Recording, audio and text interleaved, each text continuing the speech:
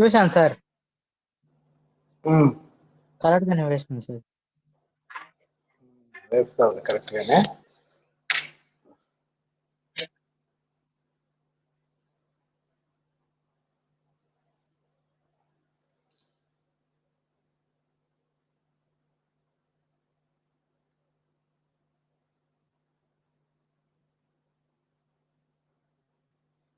Right, మిగతా వాళ్ళు చూడండి మా.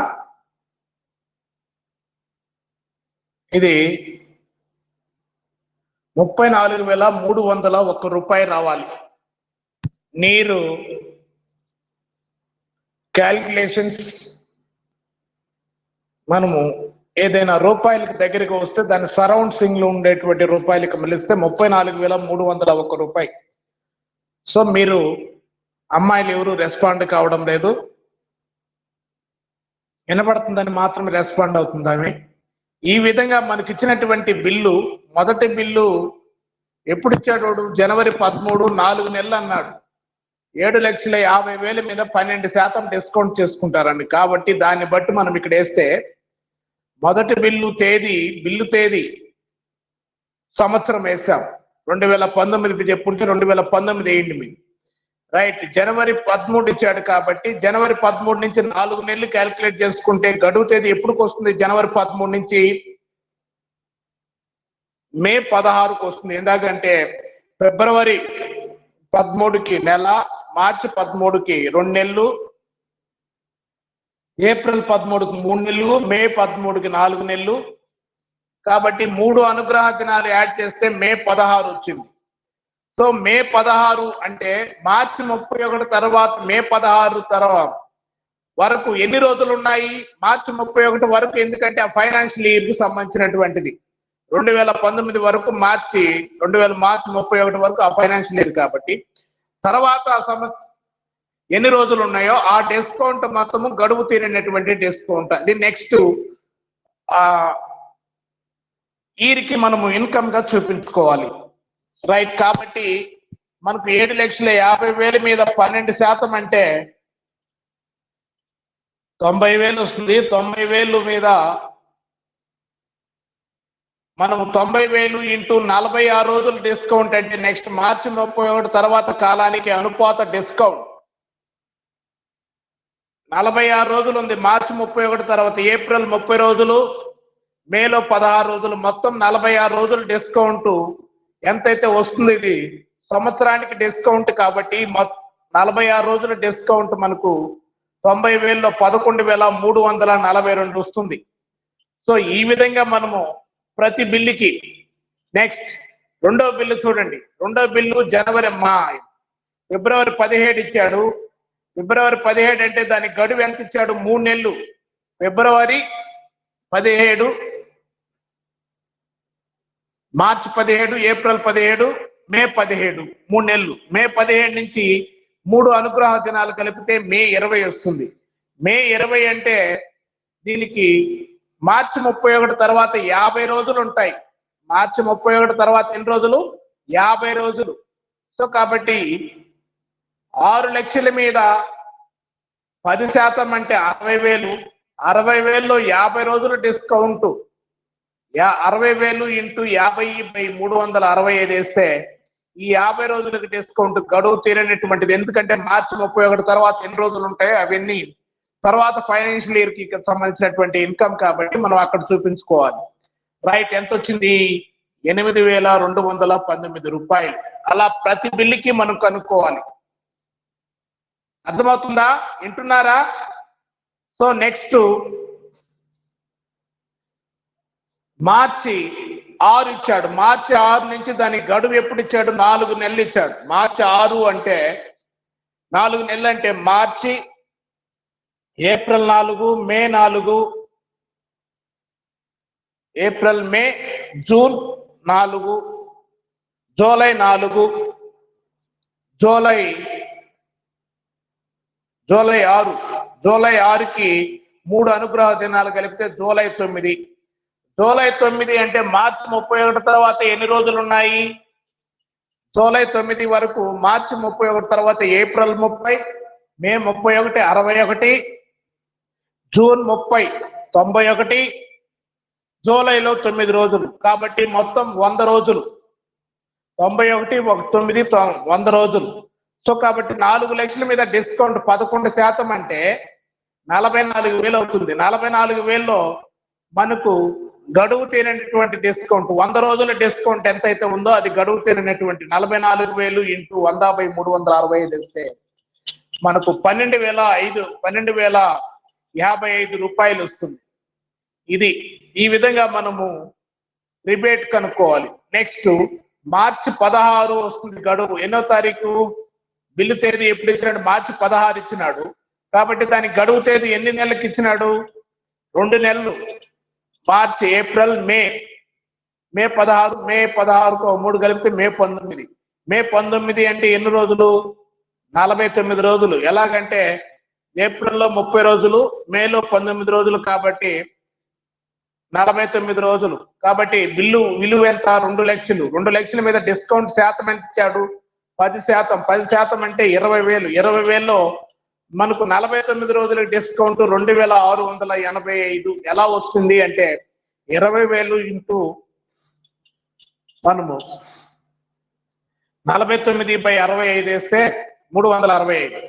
సో ఆ విధంగా మనకు మొత్తం డిస్కౌంట్ గడువు తీరనేటువంటి డిస్కౌంట్ కూడితే మీరు 34,301 రూపాయి వస్తుంది. 34,301 రూపాయి. సో ఇది మీకు అర్థమైందా లేదా? ఏడు వరకు మీరు వేస్తే తర్వాత దీనికి సంబంధించినటువంటి డిస్కౌంట్ ఖాతా, ముందుగా వచ్చినటువంటి డిస్కౌంట్ అదే రిబేట్, దానికి సంబంధించినటువంటి ఖాతాలు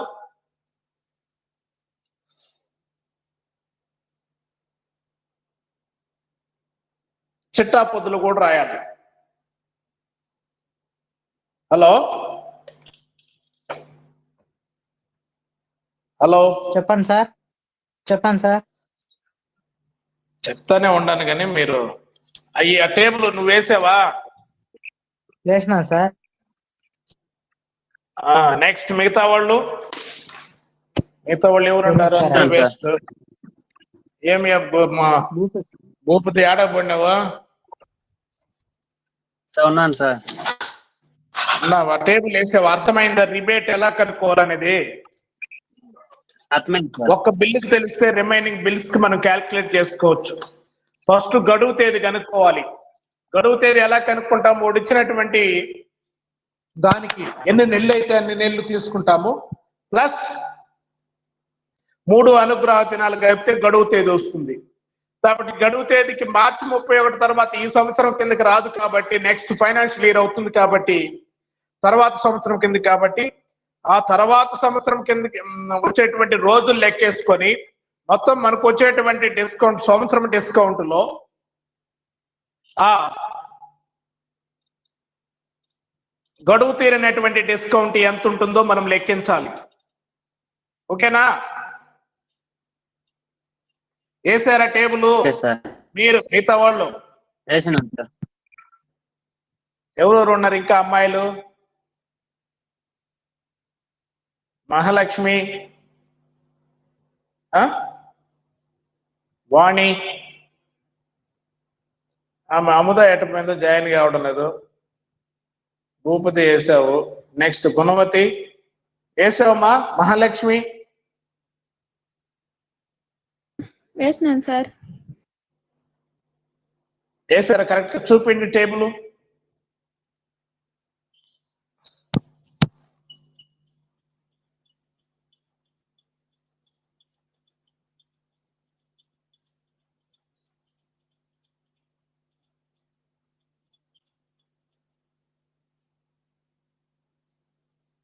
రైట్. వేస్తే మనకు అక్కడ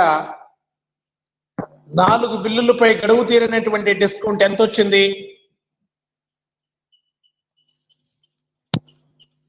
ఎంత వచ్చింది? 34,301 సార్ మొత్తానికి. 34,301. రైట్, 34,301. రైట్. 7 వరకు మీకు అర్థమైందా అందరికీ? సో కాబట్టి మనకు వాడు వసూలైనటువంటి డివిడెండ్ డిస్కౌంట్ ఎంతైతే ఉందో ఆ డిస్కౌంట్ లో నుంచి 34,301 రూపాయి తీసేసి రిమైనింగ్ ది వాడు లాభ నష్టాల ఖాతాకి క్రెడిట్ చేసుకోవచ్చు. అంటే ఇది తప్ప ఇది నెక్స్ట్ ఇయర్ కి వచ్చినటువంటి డిస్కౌంట్ కాబట్టి ఈ సంవత్సరము మనం accounting profit and loss account లో ఇన్కమ్ గా చూపించకూడదు. రైట్, కాబట్టి రాసుకోండి కింద 31 మార్చి 2019 నా ఉన్న గడువు తీరినటువంటి డిస్కౌంట్ ఈజ్ ఈక్వల్ టు 34,301 రూపాయి. 31/3/2019 నా ఉన్న గడువు తీరినటువంటి డిస్కౌంట్ 34,301 రూపాయి. 34,300 రాశారా? Hello,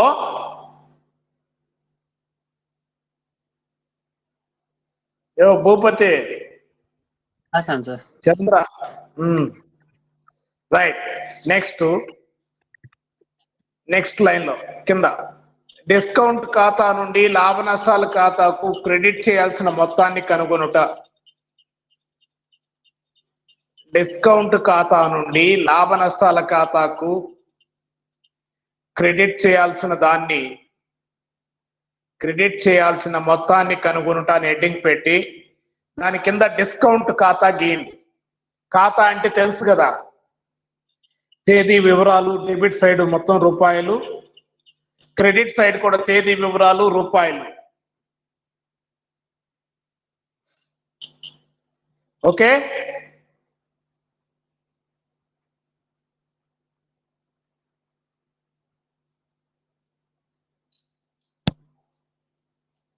hello, గీస్తున్నారా? డిస్కౌంట్ ఖాతా ఇస్తాను సార్. గీయండి. డిస్కౌంట్ ఖాతా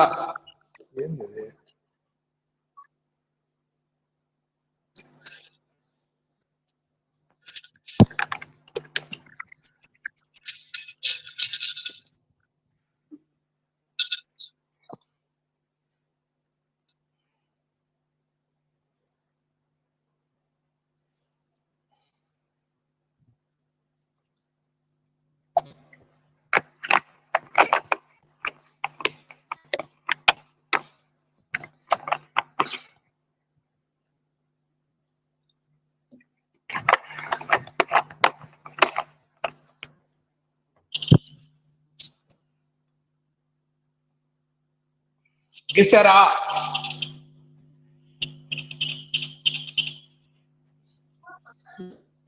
గీసాను సార్. రైట్, మనకు ఇక్కడ డిస్కౌంట్ ఖాతా అనేది వచ్చిన డిస్కౌంట్ ఆదాయం కాబట్టి క్రెడిట్ చేయాలి. అర్థమవుతుందా? రైట్, కాబట్టి ఈ సంవత్సరం మనకు లెక్కలో వసూలైన డిస్కౌంట్ మొత్తం ఎంతైతే ఇచ్చున్నాడో, వసూలైన డిస్కౌంట్ అని పైన ఇచ్చినాడు 1,45,500, దాన్ని క్రెడిట్ సైడ్ డిస్కౌంట్ ఖాతాలో బై వివిధాలు రేటింగ్ పెట్టి, బై వివిధాలు అంటే వివిధ బిల్లుల మీద వచ్చినటువంటి డిస్కౌంట్ అని.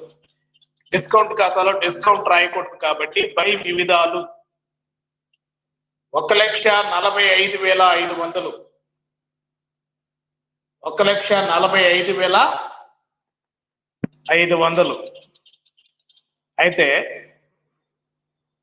ఇది మనకు వచ్చినటువంటి డిస్కౌంట్ మొత్తం 1,45,500. అలాగే మనకు గత సంవత్సరం గడువు తీరినటువంటి డిస్కౌంట్ కూడా ఇచ్చినాడు లెక్కలో. అది డిస్కౌంట్ చేసిన బిల్లుపై రిబేటు 1/4/2018 అని ఇచ్చినాడు. చూడండి, 1/4/2018 ఇచ్చినాడా? హలో, 1/4/2018 డిస్కౌంట్ ఇచ్చున్నాడా? డిస్కౌంట్ చేసిన బిల్లుపై రిబేటు ఎంత? 30,501 రూపాయి సార్. 30,501 రూపాయి. అది గత సంవత్సరం గడువు తీరినటువంటిది ప్రస్తుత సంవత్సరానికి చెందుతుంది కనుక దాన్ని కూడా మనము రాసుకోవాలి. క్రెడిట్ సైడ్ బై డిస్కౌంట్ చేసిన బిల్లులపై రిబేటు, బై డిస్కౌంట్ చేసిన బిల్లులపై రిబేటు ఒకటి డేట్ వేసుకుని కాల్చుకుంటే 1/4/2018 1/4/2018 30,501 రూపాయి 30,501 రూపాయి 30,501 రూపాయి. రైట్. సో అది డెబిట్ సైడ్. ఇప్పుడు మనకు వచ్చినటువంటి రిబేట్ ఈ సంవత్సరం ఎంత ఉందో దాన్ని డెబిట్ చేయండి. ఎందుకంటే అది గడువు తీరలేదు కనుక ఈ సంవత్సరం 34,301 రూపాయి మనం లెక్కేసింది 4 బిల్లుల పైన. అది నెక్స్ట్ 19-20కి సంబంధించినటువంటిది. ఇప్పుడు మనం వేసింది 18-20 కాబట్టి ఇది గడువు తీరినటువంటి డిస్కౌంట్ అవుతుంది. అది 19-20 నెక్స్ట్ ఇయర్ కి సంబంధించినటువంటి ఇన్కమ్ కిందకు వస్తుంది కనుక దానికి 2 డిస్కౌంట్ చేసిన బిల్లులపై రిబేటు, డిస్కౌంట్ చేసిన బిల్లులపై రిబేటు బ్రాకెట్ లో డేట్ వేసుకోండి 31/3/2019 31/3/2019న 31/3/2019న 2 డిస్కౌంట్ చేసిన బిల్లులపై రిబేటు 34,301 రూపాయి 34,301 రూపాయి. రైట్. సో ఇప్పుడు డిఫరెన్స్ ఎంతైతే వస్తుందో క్రెడిట్ సైడ్ టోటల్ చేస్తే మీకు క్రెడిట్ సైడ్ 1,76,001 రూపాయి వస్తుంది. క్రెడిట్ సైడ్ ఎక్కువ ఉంటుంది. టోటల్ చేసుకోండి 1,76,601 రూపాయి. సో డెబిట్ సైడ్ కూడా అదే మొత్తం వేసి దాంట్లో 34,301 రూపాయి లెస్ చేస్తే రిమైనింగ్ డిఫరెన్స్ 1,41,700 వస్తుంది. 1,41,700. దానికి 31/3/2019 డేట్ వేసి 2 లాభ నష్టాల ఖాతా నిల్వకు బదిలీ చేయడమైనది బ్రాకెట్ లో 2 లాభ నష్టాల ఖాతా నిల్వకు బదిలీ చేయడమైనది 2 లాభ నష్టాల ఖాతాను రాసి కింద బ్రాకెట్ లో నిల్వకు బదిలీ చేయడమైనది 41,700.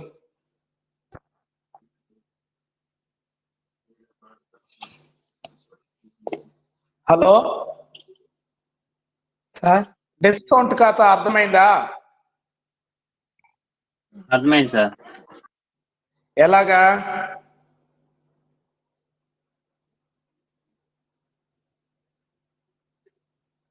వచ్చిన డిస్కౌంట్ ఆదాయం కనుక మనం క్రెడిట్ చేశాం.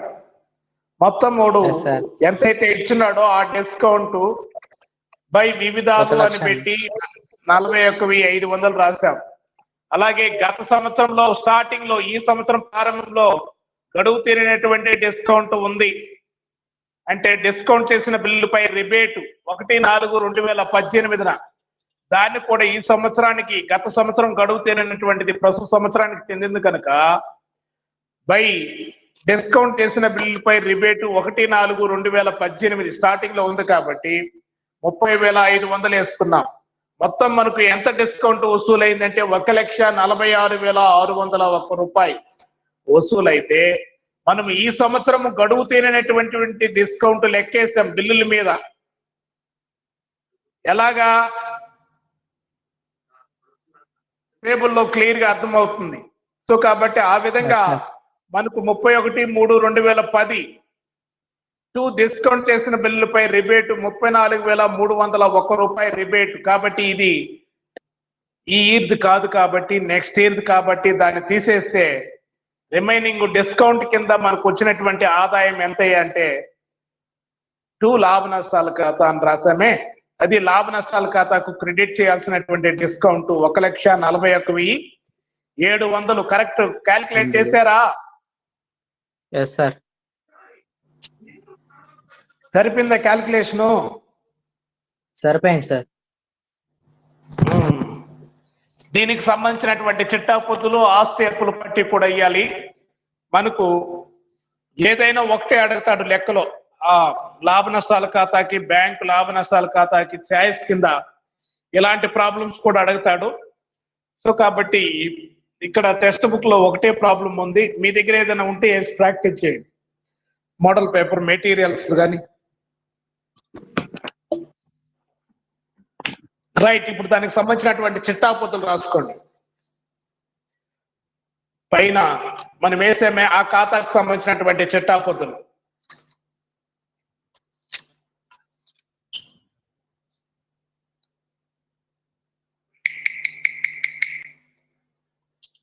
రైట్, చిట్టా తేదీ, వివరాలు, లెడ్జర్ పేజ్ నంబర్, డెబిట్ రూపాయలు, క్రెడిట్ రూపాయలు, గెత్తులు తీసుకుంటే ఫస్ట్ మార్చి 31, 2019, మార్చి 31, 2019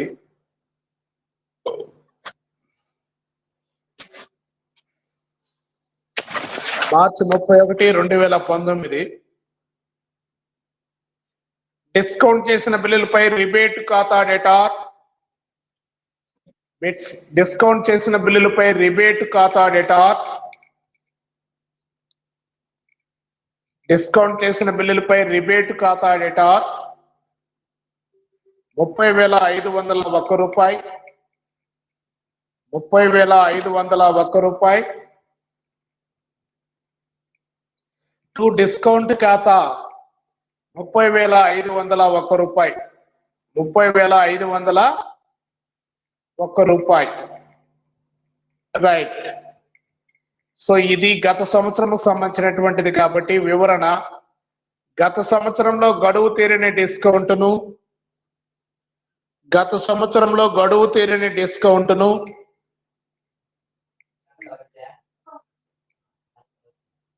ముందుకు తీసుకువచ్చి డిస్కౌంట్ ఖాతాకు క్రెడిట్ చేసినందున, డిస్కౌంట్ ఖాతాకు క్రెడిట్ చేసినందున. రైట్, రాస్తున్నాం చూడండి. డిస్కౌంట్ ఖాతాలో బై, ఇక్కడ డిస్కౌంట్ ఖాతాలో రిబేట్, డిస్కౌంట్ క్రెడిట్ లో ఉంది కాబట్టి డిస్కౌంట్ ఖాతాలో బై డిస్కౌంట్ చేసిన బిల్లుపై రిబేటు 30,501 రూపాయి రాసామా? రాసినాం సార్. రాసినాం సార్. రైట్, అది రెండో చిట్టా పొద్దు. ఈ సంవత్సరం గడువు తీరినటువంటి డిస్కౌంట్ కి మొదటి పొద్దుకి రెండో రివర్స్ ఎంట్రీ రాస్తే సరిపోతుంది, రెండో పొద్దుగా. రైట్, రాసుకోండి. మార్చి 31, 2019, మార్చి 31, 2019 డిస్కౌంట్ ఖాతా డేటా 34,301 రూపాయి, 34,301 రూపాయి.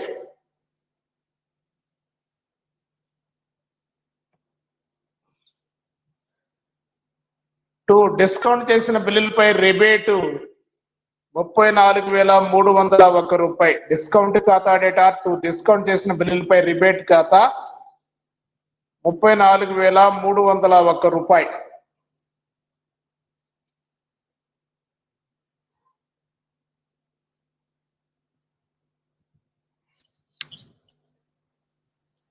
రాశారా?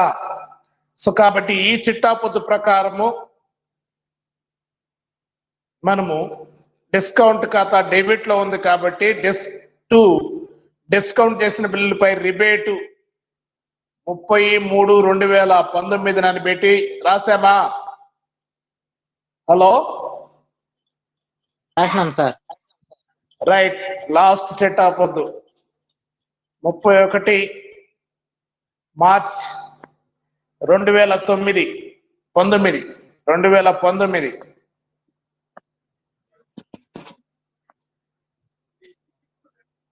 సార్ పైదానికి వివరణ సార్. వివరణ. సంవత్సరాంతంలో గడువు తీరిన డిస్కౌంట్, సంవత్సరాంతంలో గడువు తీరిన డిస్కౌంట్ కొరకు ఏర్పాటు చేసినందున గడువు తీరని అని పెట్టుకోండి. తీరిన అని ఇచ్చినోడు గడువు తీరని డిస్కౌంట్ కు కొరకు ఏర్పాటు చేసినందున. రైట్. నెక్స్ట్ 3 చిట్టాపొద్దు మార్చి 31, 2010. మార్చి 31, 2019 అని పెట్టుకోండి. మీరు 10 కాదు కదా, 19. మార్చి 31, 2019 డిస్కౌంట్ ఖాతా డేటా టు లాభ నష్టాల ఖాతా. డిస్కౌంట్ ఖాతా డేటార్ 1,41,700. మనము ఇప్పుడు లాభ నష్టాల ఖాతాకి ఎంత అయితే మళ్ళించామో అది 1,41,700. డిస్కౌంట్ ఖాతా డేటార్ 1,41,700. లాభ నష్టాల ఖాతా 1,41,700. దాని కింద వివరణ 2018-19 సంవత్సరంలో సంపాదించిన డిస్కౌంట్ ను 2018-19 సంవత్సరంలో సంపాదించిన డిస్కౌంట్ ను మళ్లించినందున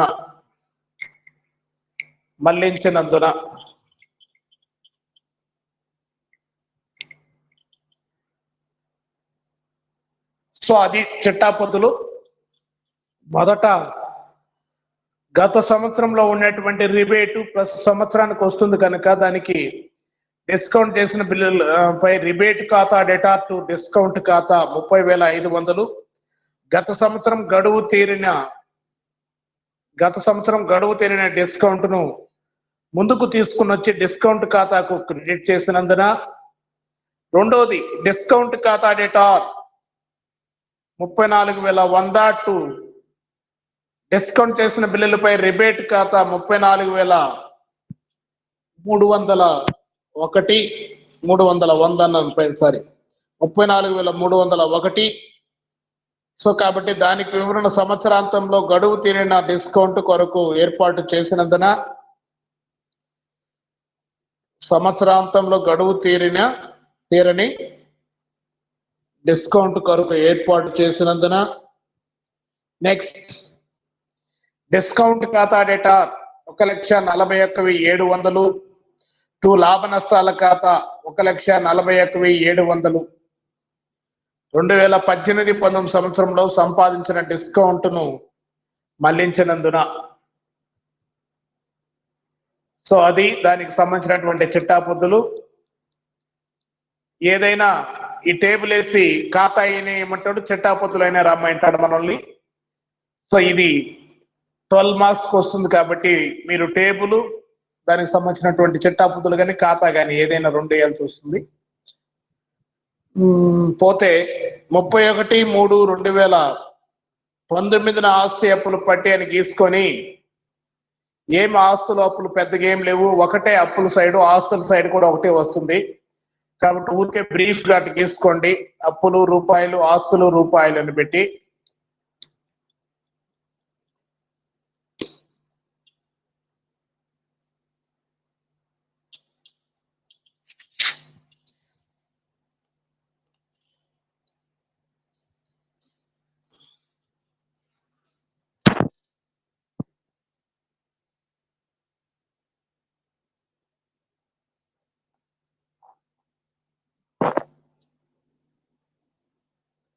ముప్పై 31/3/2019 ఆస్తి అప్పుల పట్టి.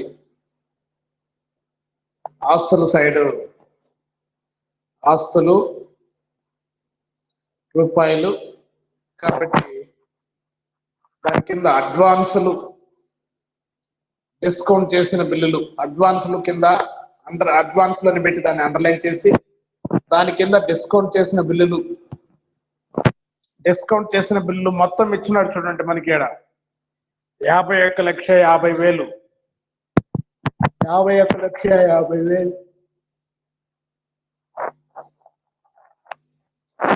రైట్. అప్పుల సైడు బాధ్యతలు అని పెట్టి కింద డిస్కౌంట్ చేసిన బిల్లులపై రిబేట్ 34,301 రూపాయి. ఇది అప్పు గత సంవత్సరానికి సంబంధించింది కాబట్టి, నెక్స్ట్ ఇయర్ కి సంబంధించినటువంటిది కాబట్టి అప్పుగా చూపించాము. డిస్కౌంట్ చేసిన బిల్లులపై డిస్కౌంట్ చేసిన బిల్లులు, డిస్కౌంట్ కాదు, డిస్కౌంట్ చేసిన బిల్లులు మనకు వాడి అసెట్ కాబట్టి 51,50,000 ఆస్తుల కింద చూపించాం.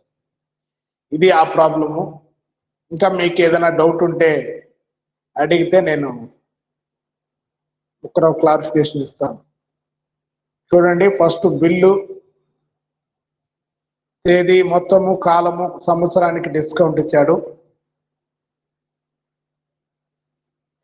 దీని ఆధారంగా పై వివరాల నుండి లాభ నష్టాల ఖాతా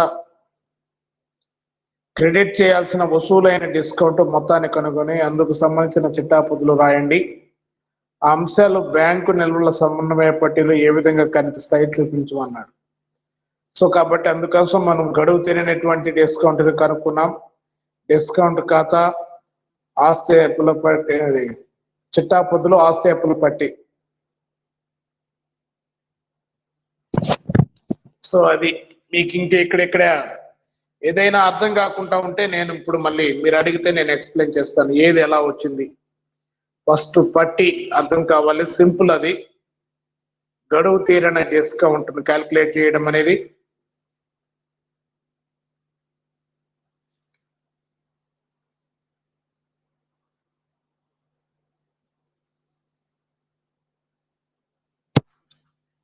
ఏమియా అర్థమైందా? Yes sir. Yes sir. ఏం అర్థమైంది? ఫస్ట్ రిబేట్ ని కనుక్కోవడం అర్థమైందా? అర్థమైంది సార్. నెక్స్ట్ డిస్కౌంట్ ఖాతా. డిస్కౌంట్ వస్తే మనకు ఆదాయం కాబట్టి వచ్చిన డిస్కౌంట్ ని ఎవరైనా క్రెడిట్ చేయాల్సిందే, బ్యాంక్ అయినా ఎవరైనా. సో కాబట్టి బై వివిధాలు 41,500 వేసాం. గత సంవత్సరంలో గడువు తీరినటువంటి మొత్తాన్ని బై డిస్కౌంట్ చేసిన బిల్లుపై రిబేట్ 1/4/2018 అని పెట్టి 30,501 రూపాయి వేసాం. దాంట్లో ఈ సంవత్సరం గడువు తీరినటువంటి డిస్కౌంట్ తీసేస్తే 34,301 రూపాయలు లెక్కేస్తే లాభ నష్టాల ఖాతాకు డెబిట్ చేయాల్సిన క్రెడిట్ ఈజ్ ఈక్వల్ టు ఎంత వచ్చింది? 1,41,700. 1,41,700. దీనికి సంబంధించినటువంటి చిట్టాపుతులు, ఆస్తి అప్పులు పట్టి. సో కాబట్టి అడ్వాన్స్లు అనేటివి ఆస్తులు కాబట్టి అడ్వాన్సుల కింద డిస్కౌంట్ చేసిన బిల్లుల్ని 51,50,000 ఆస్తుల కింద చూపించాము. డిస్కౌంట్ చేసిన బిల్లులపై రిబేటు అనేది నెక్స్ట్ ఇయర్స్ కాబట్టి అప్పు కాబట్టి దాన్ని 34,301 రూపాయి అప్పుల కింద చూపించాం. ఇది పరిస్థితి. దాన్ని వేసి బాగా ప్రాక్టీస్ చేయండి. తర్వాత మళ్ళీ రేపు క్లాస్లో చూద్దాం, వేరే ప్రాబ్లమ్స్ ఏదైనా ఉన్నాయా చూద్దాం. నాకు మరి క్లాస్ ఉంది.